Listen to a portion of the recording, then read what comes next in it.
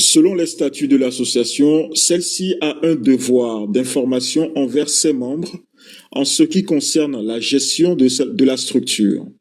Dès lors, il sera possible pour ses adhérents de consulter certains documents afin de s'assurer de la bonne gestion de l'organisme au regard des dispositions législatives et réglementaires applicables, et ce, que ces pièces fassent ou non l'objet d'une publicité auprès du greffe des associations de la préfecture. On peut citer par exemple les documents comptables, bilan financier, compte de résultats, la liste des administrateurs de l'association, la liste des établissements et immeubles qui lui appartiennent.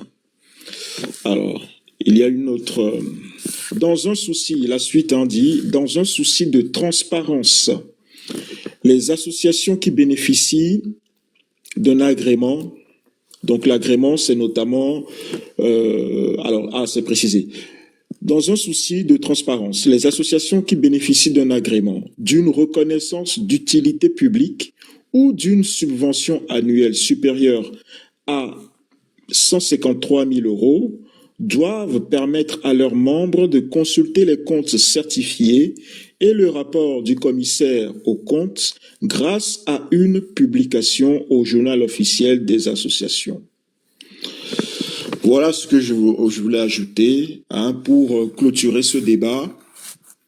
Donc les associations, comme vous le voyez, ce n'est pas parce qu'ils sont des associations de famille ou quoi que ce soit qu'ils n'ont pas des obligations d'information envers leurs membres. Voilà. Donc là, vous voyez bien qu'on vous dit qu'il y a une obligation de publier. D'accord, les documents comptables, bilan financier, compte de résultats, inventaire, tout ce que vous voulez. Et que on donne la possibilité aux membres de pouvoir consulter ces documents-là.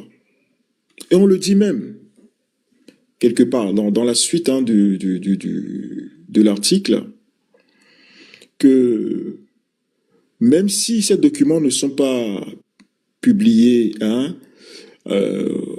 au commissaire aux comptes, ne sont pas certifiés par le commissaire aux comptes ou publiés au greffe du tribunal, ces documents doivent être accessibles aux membres de l'association. Voilà les obligations financières, en tout cas qui pèsent sur les associations, loi 1901 en France. Pouvez-vous imaginer que les partis politiques puissent avoir des obligations moindres que ça? Ce n'est pas le cas. Les partis politiques ont des obligations encore plus strictes que ce que nous venons de lire là. Là, on ne parle que des associations 1901. Les gens qui parlaient hier ou disaient que oui, les associations 1901 n'ont pas de droit de rendre compte à qui que ce soit, voilà des tests de la doctrine française qui vous dit, bon voilà, la doctrine qui commente la loi 1901 vous dit que non, il y a un devoir d'information de l'association envers les membres. Et là, effectivement, on nous dit que cette obligation d'information porte sur des documents comptables. Nous devons, s'il vous plaît, par honnêteté, d'accord, tirer les conséquences de ça. Ok, tirons les conséquences de ça. Il ne faut pas laisser des gens manipuler l'opinion publique. Les associations, que ce soit une association de famille ou que ce soit un parti politique, ont des obligations. Et ces obligations sont des obligations envers leurs membres, envers les personnes qui leur font des dons, envers, voilà, tous ceux qui contribuent à cette association ont droit de regard sur le fonctionnement de l'association. Donc, s'il vous plaît, ne mentez pas à la population, dites la vérité à la population. C'est important. Sinon, on va cautionner des pratiques qui ne sont pas normales. On va cautionner des choses qui se font dans notre pays depuis des années qu'on fait semblant de contester, mais finalement, on est en train de dire que non, en fait, c'est normal. Mais non, c'est pas normal. Ce n'est pas normal. Voilà. Voilà ce que je veux rajouter à ça. Donc, moi, je clôt. De mon point de vue, on a clôturé le débat. Le débat est clos pour moi sur ce sujet-là. La vidéo que nous a jouée la légende, c'est une vidéo indigne. Cette vidéo n'a pas lieu d'être. Ce n'est pas la vérité qu'on nous a dit dans cette vidéo. Donc, il faut vraiment que les gens se fassent attention à ce qui se passe sur les réseaux. Ce n'est pas parce que quelqu'un se part d'une certaine autorité, d'une certaine profession, qu'il va forcément vous dire la vérité. Faites très attention. Voilà, faites très attention.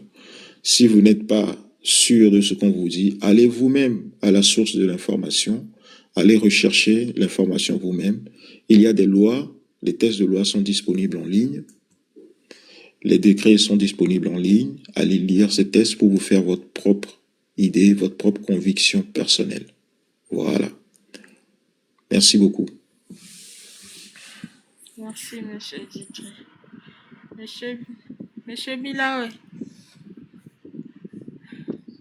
Bonsoir. Oui, salut Rachona.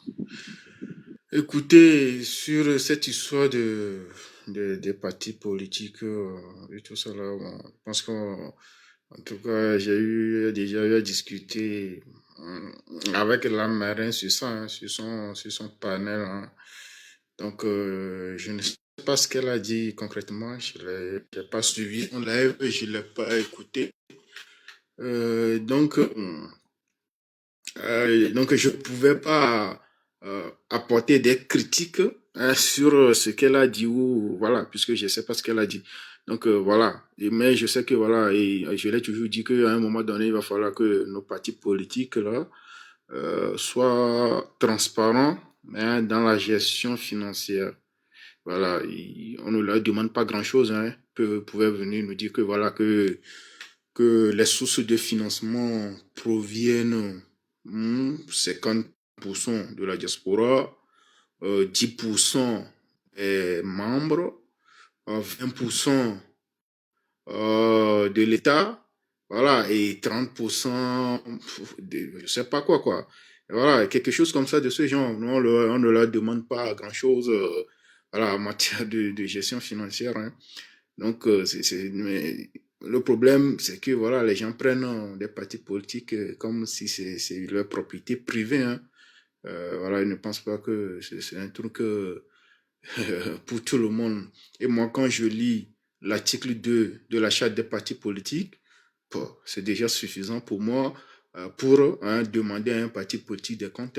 Voilà, pas forcément que, même si je ne suis pas membre de ce parti politique, voilà, moi, en tant que citoyen, voilà, je peux me baser sur l'article 2 de la charte des partis politiques et leur demander, voilà, effectivement, des comptes, comment ils fonctionnent et tout. Voilà, la gestion financière et tout, quoi. Donc, en gros, c'est ça. Et ce que moi, je pourrais ajouter en allez lire, d'accord? Documentez-vous.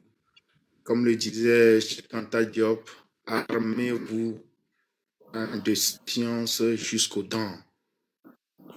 Armons-nous de science jusqu'aux dents pour ne pas se faire manipuler par qui que ce soit.